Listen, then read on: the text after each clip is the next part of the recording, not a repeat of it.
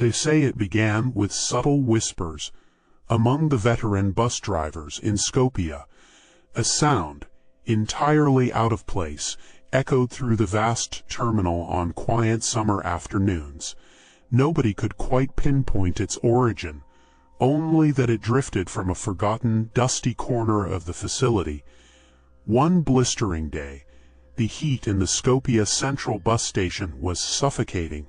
Outside, the sky was a relentless, cloudless blue, yet near Gate 7, a section long abandoned, its departure screens dark and coated in grime, a distinct sound emerged. It was the unmistakable, drumming roar of a torrential downpour, the kind that drenches streets and overwhelms drains. The traveler, waiting for a late connection, noticed it first. He frowned, checking his phone for weather updates, then peering through the grimy windows. Nothing. The sunlight outside was almost blinding. But the sound persisted, growing thicker, as if a localized storm cloud had burst directly over that single desolate gate. It was disproportionate. At first, he assumed it was a ventilation error, or perhaps a maintenance crew testing a faulty pipe. But then, the air around Gate 7 felt cooler. A damp, earthy scent began to drift his way. The phenomenon was undeniable, a strange, jarring presence in an otherwise sterile environment. The terminal was quiet, a standard light drizzle tapping against the vast windows. The security guard walked his usual patrol, footsteps echoing through the empty hall. It was a routine night, until he reached the perimeter of Gate 7. As he neared the outline of the phantom platform, the atmosphere shifted. For a fleeting, inconsistent instant, the gate solidified, becoming fully present. But it was drenched. Reflections of a violent, unseen downpour shimmered on its slick metal surface. Miniature rivulets streamed down the frame, pooling on the floor, mirroring rapid, unseen lightning flashes. The air around it felt heavy, thick with cloying humidity, completely at odds with the cool, dry terminal air. The guard stopped dead, his breath catching. He blinked, rubbing his eyes, convinced it was a trick of the lights, a hallucination brought on by boredom. That was strange enough, but the vision refused to stabilize. Just as quickly as it had appeared, the drenched platform flickered, dissolving back into faint, shaken. The guard reported the incident, but his supervisor merely nodded, eyes glazed over with indifference. He knew what he saw, and the cold nervousness settling in his chest suggested this was only the beginning. The summer sky didn't just rain, it tore open. A localized deluge erupted, drowning the terminal in a sudden, drumming roar that swallowed all other sounds. In that deafening downpour, Gate 7 didn't just shimmer, it solidified. Every cracked concrete pillar, every faded sign, and every peeling paint chip appeared fully formed, as if it had always existed. A thick, damp smell of wet earth and something vaguely floral drifted through the air. The platform was undeniable, a structural breach in the architecture of the building. Then a vehicle emerged from the sheets of rain. Not one of the terminal's familiar fleet, but a dark, streamlined coach, its windows reflecting the endless downpour like deep, black mirrors. Its doors hissed open, soundlessly. One by one, figures began to board. They carried no bags, no tickets. They simply stepped inside, into the humming darkness beyond. Below, water pooled, swirling around disused bays in ways that defied gravity. A worker, dispatched to investigate, felt, and as the last figure, a tall, indistinct silhouette, vanished inside, the doors whispered shut.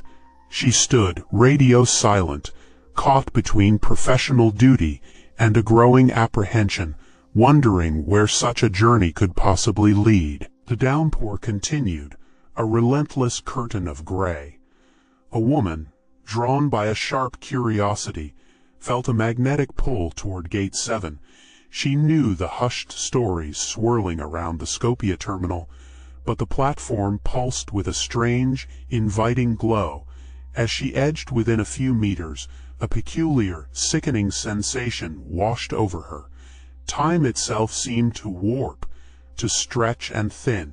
A simple breath felt like an eternity, each rise and fall of her chest agonizingly slow. Each step forward became heavy, as if she were wading through thick, invisible syrup. What should have been mere seconds felt like an unbearable string of minutes, every fleeting moment a distorted weight. From a shadowed corner, a man watched her pause, caught in a state of temporal flux. He was focused on something far more disturbing near the bus. A lone figure, clutching a worn canvas bag, slowly approached the open doors. The passenger, clearly a young person by their gait, faltered at the threshold. Then a transformation began, visible even from in a single horrific blink. Youthful vigor was replaced by the unmistakable stoop of extreme old age. All before the door hissed shut. The observer felt a deep sense of alarm. The investigator approached Gate 7 with extreme caution. The recent downpour had receded, leaving behind a profound silence and an air thick with something unnaturally sweet. He'd watched the buses, studied the vanishing passengers, but observations weren't enough. He needed tangible proof. Stepping closer, his hand reached out, brushing against the bus's cold, metallic skin. It hummed with a low, almost imperceptible thrum. As he knelt, his eyes scanned the damp concrete near the gate's edge. There, nestled amongst the grit and lingering puddles, lay a collection of discarded items. First, a child's wooden toy, its intricate carvings hinting at forgotten cultures and non-linear ages. Beside it, a coin, heavy and cool against his gloved palm, embossed with symbols that belonged to no known kingdom or currency. Then, partially obscured by a rusted bolt, an unread letter. Its paper, delicate and yellowed, suggested centuries of decay, yet the ink seemed to have been applied mere moments ago. This physical evidence, laid bare before him, defied all known laws of physics and history. It was a silent, coherent indicator of scientific contradiction that echoed in the investigator's mind, confirming that Gate 7 was a tether to somewhere else. The rain at Gate 7 suddenly intensified. It was no longer just heavy, it was a solid, roaring wall of water, an unnatural curtain that fell only within the bounds of the platform, even as the terminal's roof remained visibly, defiantly intact above. The man felt a cold sense of unease crawl up his spine, watching the water defy the laws of gravity. Then a thick haze began to seep from the downpour, spreading rapidly into the waiting area. It carried a potent, cloying sweetness, as if 1,000 unknown flowers had burst into bloom right there. The air grew heavy, dense, and soon the man found his chest tightening, each breath a struggle against the perfumed invasion.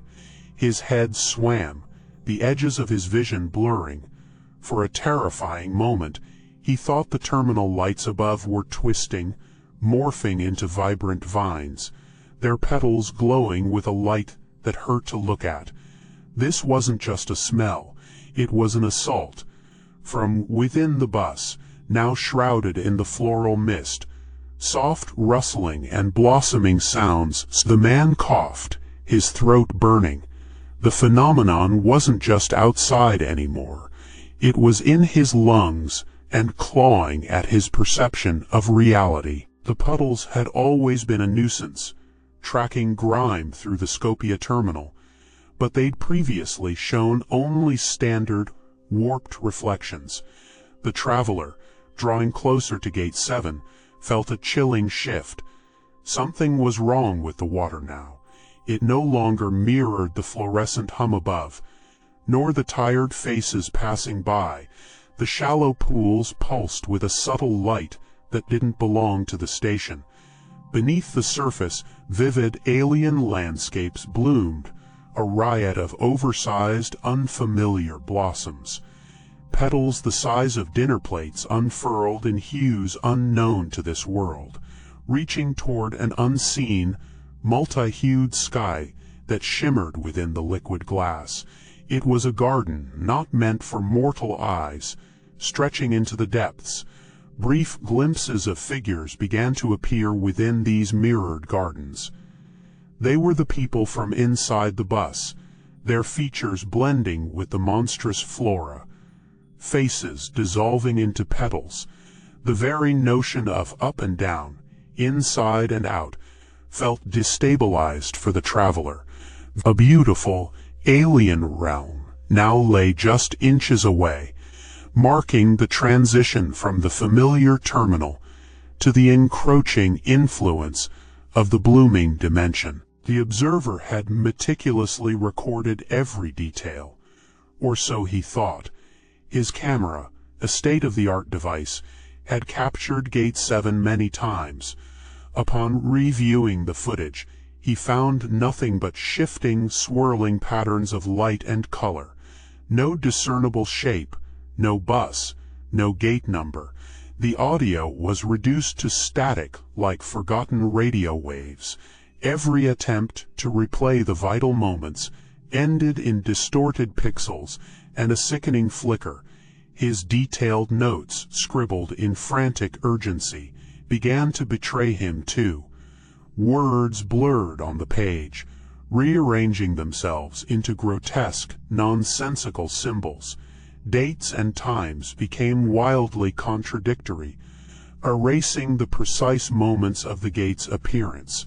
At first, the observer dismissed it as fatigue, but the pattern emerged, insidious and relentless. Specific memories of the platform's location, the floral scent, and the faces of those who boarded, all became hazy, then contradictory, then entire. The terminal, already wrong, now felt like a sieve, letting truth slip away into the incessant, local rain. No one knew why it resisted being remembered, only that it did. A profound, chilling alarm began to settle in. The phenomenon wasn't just appearing, it was consuming our very grasp on reality. The guard, once a figure of authority, had become a spectral echo of himself near Gate 7, his vigilance transmuted into a compulsive, urgent need, a desperate craving to step onto the phantom bus. His eyes, once sharp, held a soft, faraway glow. As he gestured toward the shimmering portal, he murmured about the true soil and the deep roots, his voice a dry whisper, rubbing his hands together as if collecting unseen droplets of glowing sap. He wasn't alone in this creeping transformation. Other travelers, those who had lingered too long in the humid air near the anomaly, began to exhibit the same disturbing shift. They gathered, drawn by an invisible current, their gazes fixed on the unseen destinations. Their speech became fragmented, filled with unsettling botanical metaphors.